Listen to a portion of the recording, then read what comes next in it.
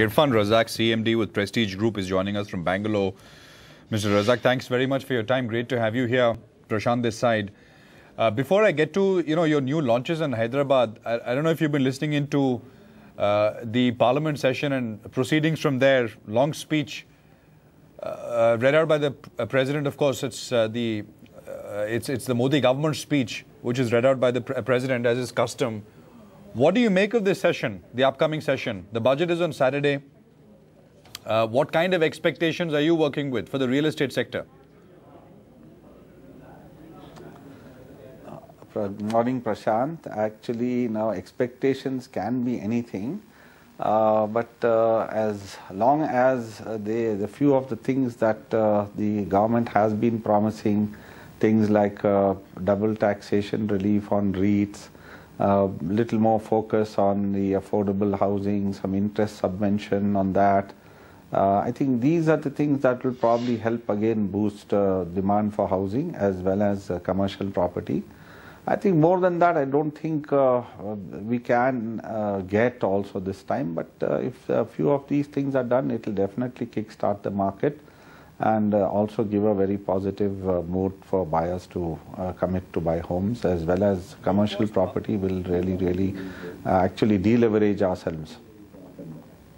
Yeah, no, low-cost housing comes up quite often in terms of this government's one of the focus points.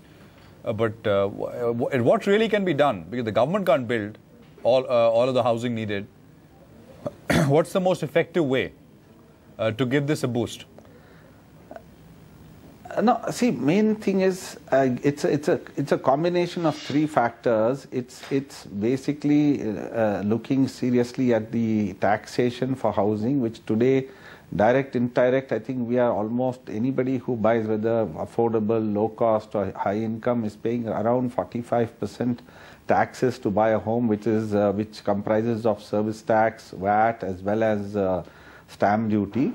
And the other thing is infrastructure. Now, if the government is able to build good connectivity infrastructure to slightly even far-flung areas where the land cost is much less, it's depressed, and then create some sort of a residential zones where you say, okay, if you are able to produce X amount of housing for the low income or mid income, along with that you get certain freebies for doing the other housing.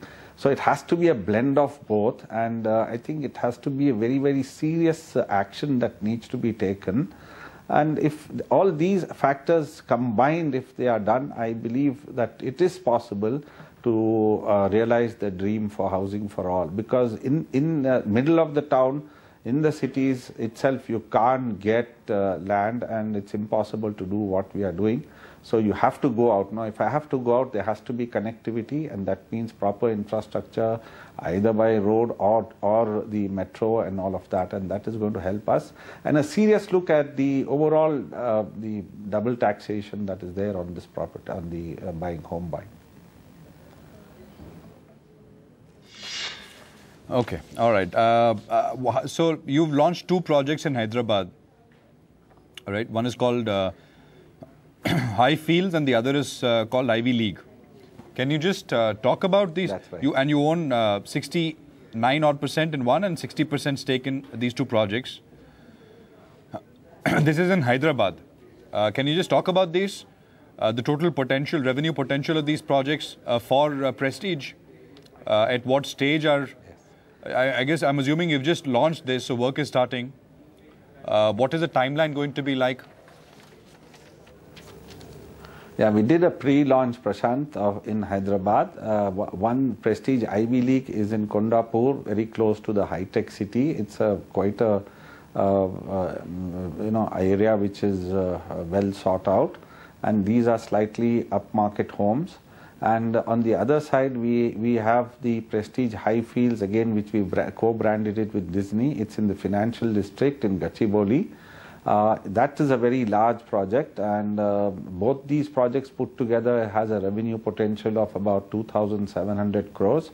That's the overall revenue. Of course, there will be the landowner's share in that, and like you rightly said, it's a 60-40 in Ivy League, and it's a 70 30 or 69, about 31% for the high prestige high fields. We just did a pre-launch. We have not advertised the project as yet. We have got the approvals in place, and the idea is to introduce this product into the market.